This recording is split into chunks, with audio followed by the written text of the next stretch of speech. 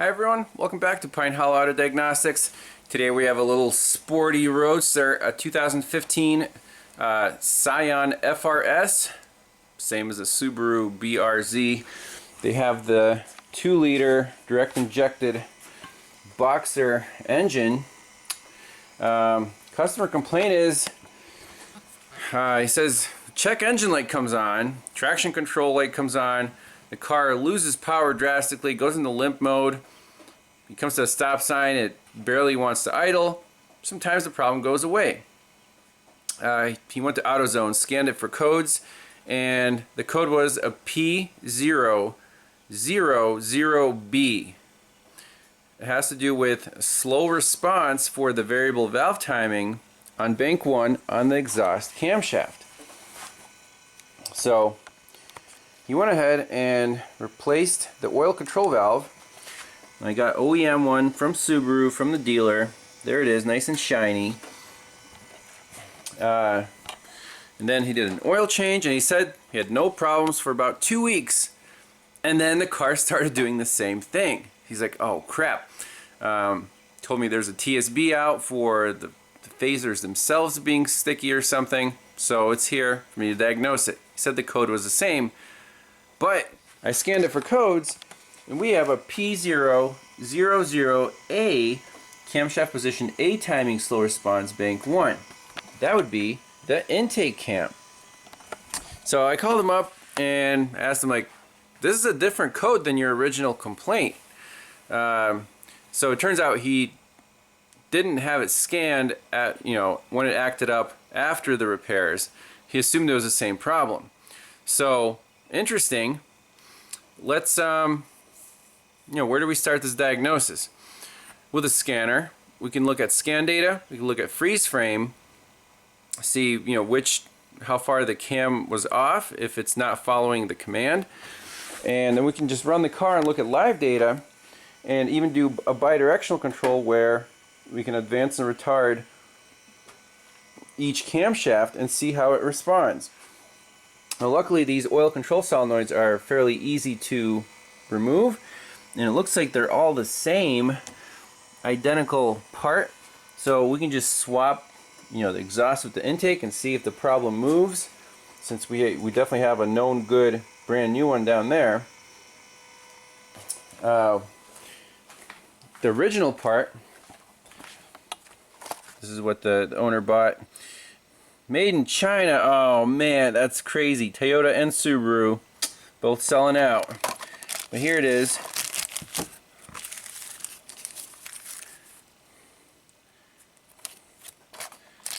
This is the part. So we can actually bench test this. And this looks like a very similar design to the Volkswagen. We've seen this little pin comes out and that activates the little oil valve on the phaser. So this is just a magnetic coil with a little pin that comes in and out. 2 wires there, so we can easily bench test this and compare it to the one that's supposedly giving us trouble. This is the original one for bank 1 exhaust. But for now, as is, let's plug in the scanner, start it up, and look at the scan data. So in the freeze frame, this is OEM freeze frame data. We have 15 pages of values here, and if you want to get to the VVT stuff, it's towards the bottom. 10, 11, 12, 13. Okay, here we go. VVT aim angle number 1, VVT aim angle number 2, VVT change angle number 1. That's like the discrepancy between aim and actual. So about 15 degrees. And bank 2 was 0 degrees. It was spot on. Both exhausts are also spot on. And you see the duty cycle for number 1 is 50%, and duty cycle for number 2, 48%. Okay. So it looks like indeed bank 1 intake is sticking. So if we just go to data stream and type in VVT, so we get target angles on both the intakes. I don't know what aim angle is. Change angle. We'll just do intakes and compare bank 1 to bank 2. We do current and duty cycle. Okay. So graph these. Start it up.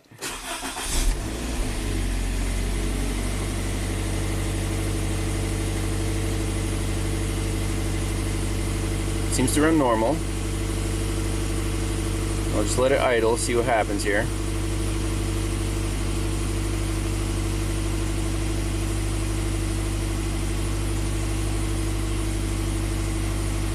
Okay. So we already see a difference. -8 plus 10. -8 plus 10. It looks like it's trying to move that bank 1 intake cam, and it can't. You can see the current on the OCV is changing. Number 2 is just at 0.7, and we're spot on the money. Duty cycle for number 1 is also oscillating. It's trying to move this cam. It cannot.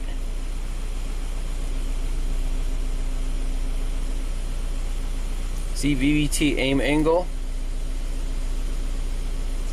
Number 2 is spot on. Number 1 looks like it's not moving.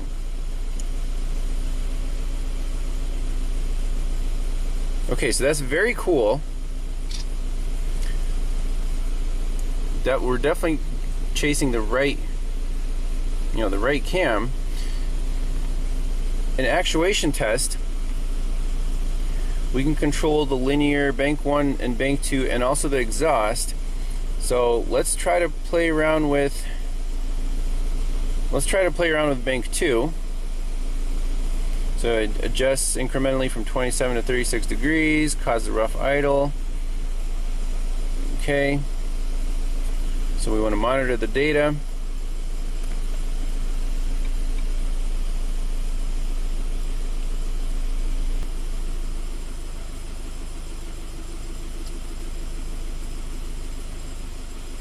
You can see number 1 is oscillating. Number 2 is right where we put it.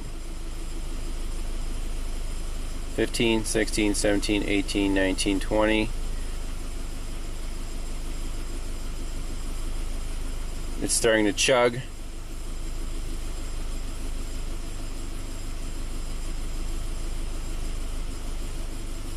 Okay, so that definitely works.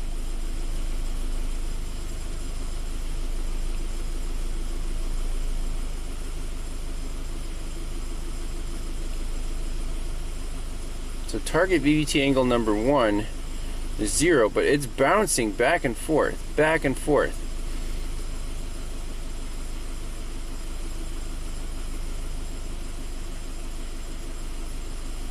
Okay, so let's get out of here.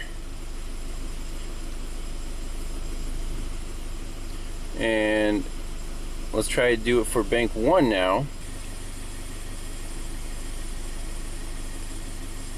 Okay, so let's try it.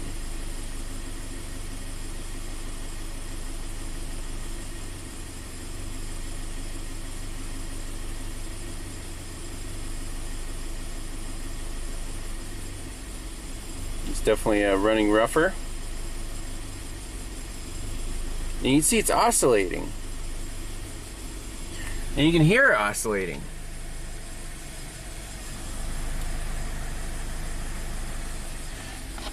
So this change angle, it's going between like 10 and 30 now. We're trying to do 23.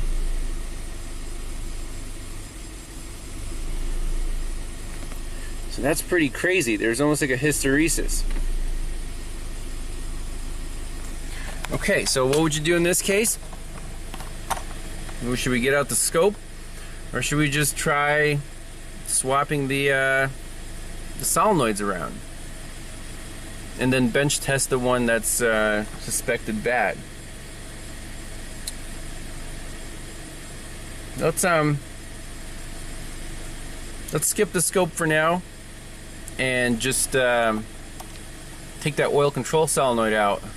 And I want to compare it to the one that's on the bench and maybe swap it with one of the good ones on the car.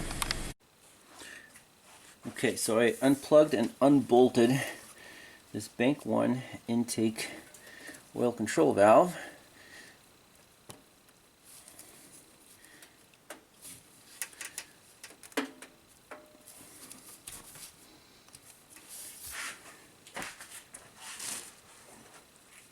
There's just an O-ring holding it in, so just gently pry it out.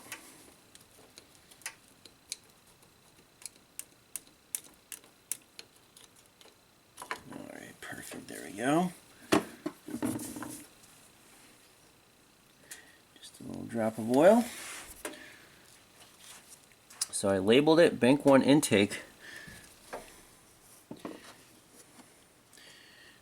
So let's swap it with, should we swap it with the new one? With the exhaust one? I guess it's brand new, we know it works, so, and we're on the same side here, so as long as the part numbers are the same, let's just do that. So this is the brand new one. It looks identical, so it should work perfectly. The O-ring is really chewed up for some reason. I don't know what happened there. So I'm gonna just take the one from the spare, I guess the old one, we'll put it on here. Okay, so now let's put this one up top on the intake cam and run the car. Alright, so the cam solenoids are swapped around. Make sure nothing catches on fire. Let's take a look at the data. Okay, so data is being graphed. We're comparing bank 1, that's the one we swapped out, to bank 2, which was known good. Let's see what happens.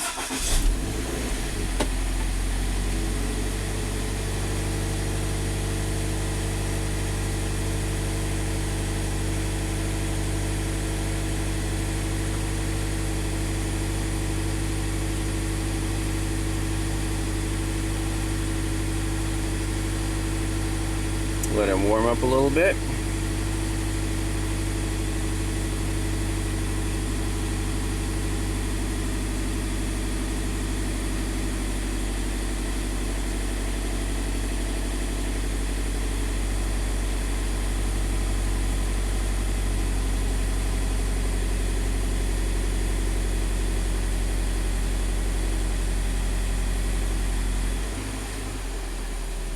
Okay. So bank 1 intake is now happy.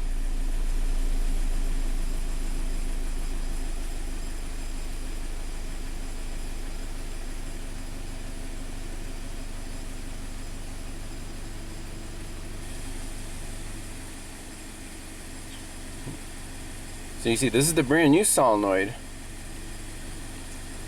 On bank 2, there's a little oscillation going on. So that one is probably, you know, wearing out just the same, in the same fashion. Yeah, look at that. I mean, even though it's within a degree, there's still some hysteresis. This one is basically spot on.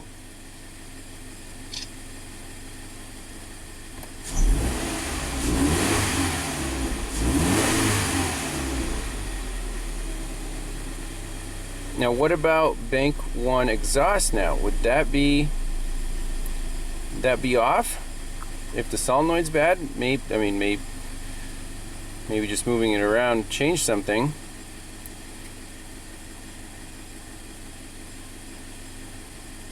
Let's do the actuation test. VVT linear bank 1. Okay.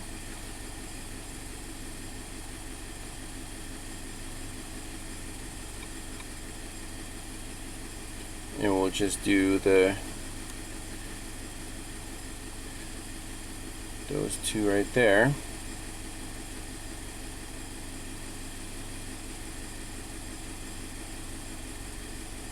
See if we can keep that stable value right there. Perfect.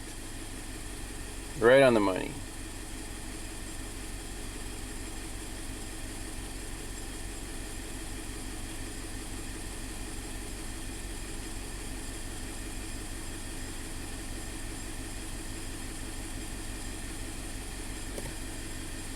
Let's try the bank 1 exhaust just for kicks.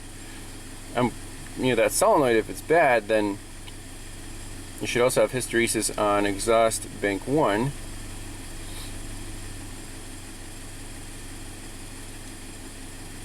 Let's see.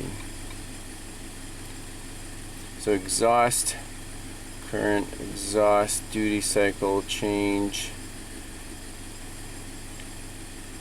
exhaust angle. Okay. So let's input the degrees.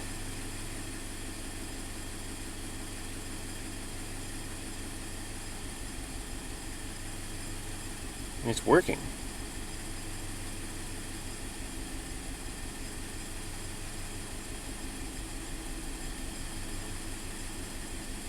It's working perfectly. How is that possible?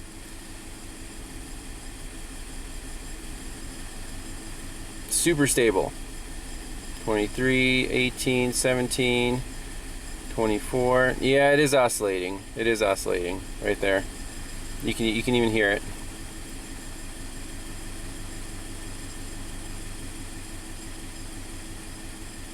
So around 14, it's fine.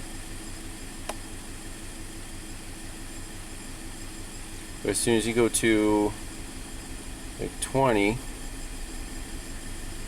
see how it's oscillating there? Okay. Just to be consistent, let's do bank 2 exhaust.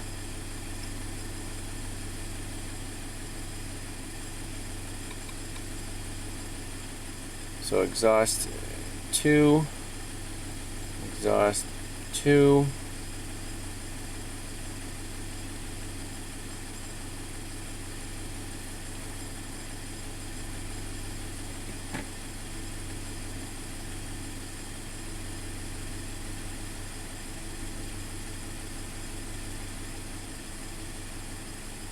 Let's bump it up to 15.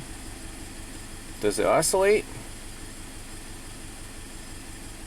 No, that one's pretty stable.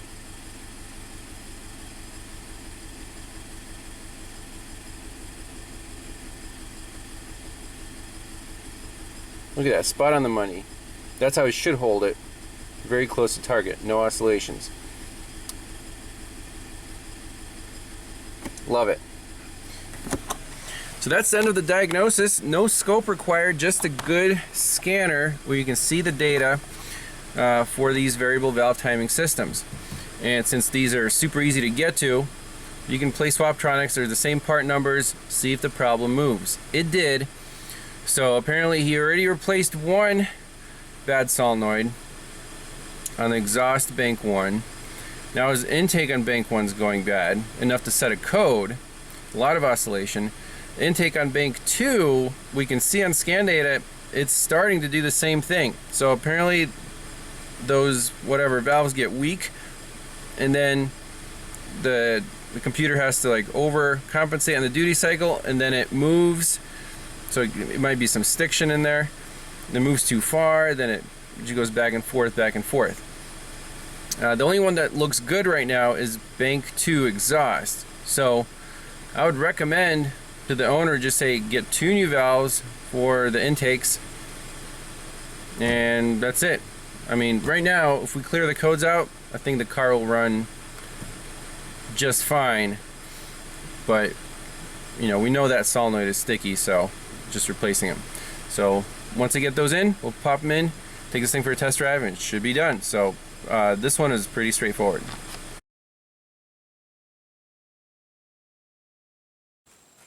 All right, we got some new parts from the Toyota dealership.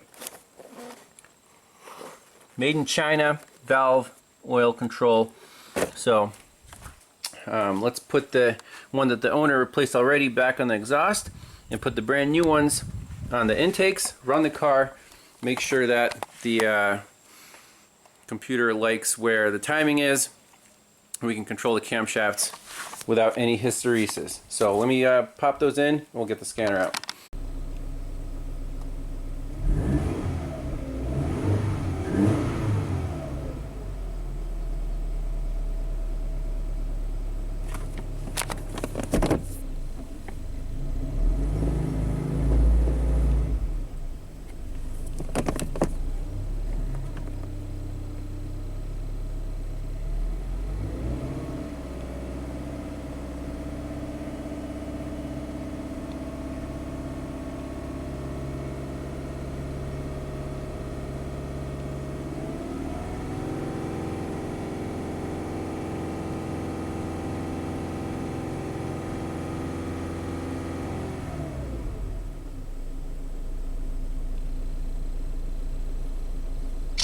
So they look very even.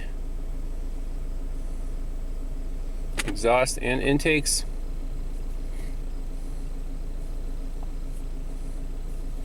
Let's try the actuation test one more time. Okay, let's bump up the angle.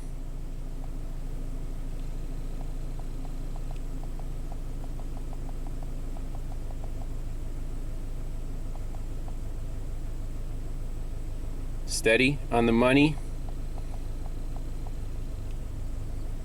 Here, kind of stumble a little bit. Perfect. Back out of that. Let's try bank 2. Bump it up.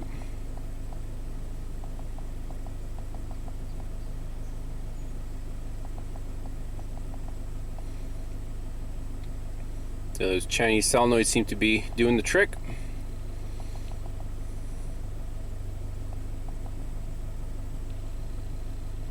Rock steady, follows the command, no problem at all.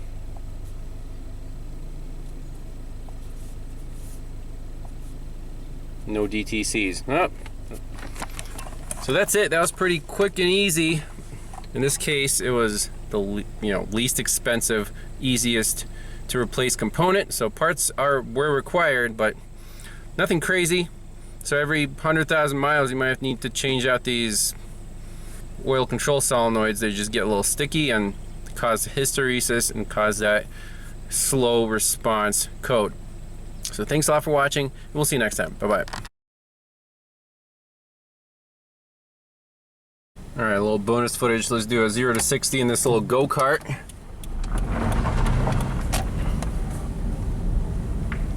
Alrighty.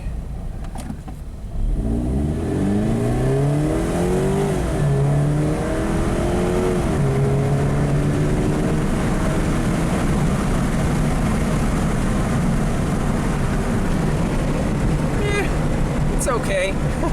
I wish it was a stick shift, because otherwise the ride is really rough. You feel every little bump. It's rear-wheel drive, so it's useless in the winter. Only seats 2. I mean, those are not rear seats back there. So, I don't know. For me, for autocross it'd be kind of fun, but for a daily driver, I probably would not get one. Yeah, drives great. So, owner should be pleased. Thanks a lot for watching. We'll see you next time. Bye-bye. All right, a little more bonus footage. On the bench, we have the old oil control valves from the Scion. So bank 1 intake, this was the worst one with the hysteresis. I have it hooked up to a power supply. Let's boost it to like 13.5 volts. So we have 1.5 amps running through the solenoid. And that pin obviously is what comes out when it's energized. It does not look like it's sticky. Okay. However, the main thing here is the force of the pin on the actual camshaft, whatever, little valve. on the phaser. So this is the one that was, had the worst hysteresis, and the force here, I can kind of gauge it with my thumb. So let's plug in this one, which was on bank 2. So this one had just a little bit of hysteresis, but it wasn't setting a code. Let's see if this force is significantly higher than on this one. Alright, so let's try this one. Okay, that looks, I mean, it's about the same.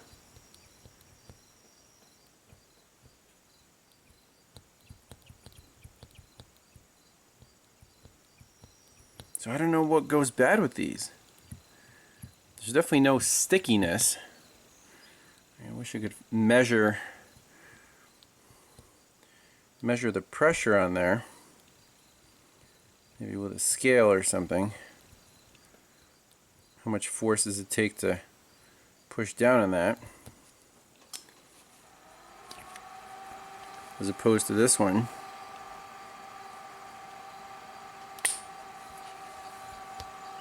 That one might be a little easier to push.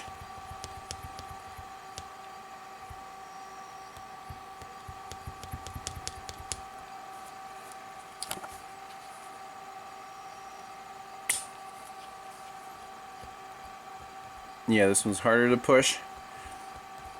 We could test a brand new one, but they're already on the car. So I guess that, I don't know, either the coil degrades a little bit, the magnetic field isn't as strong, and these things just get a little weak. And then you have problems. Yeah, I mean, to the touch, this one might be a little weaker, but not by much. Alright, that's it.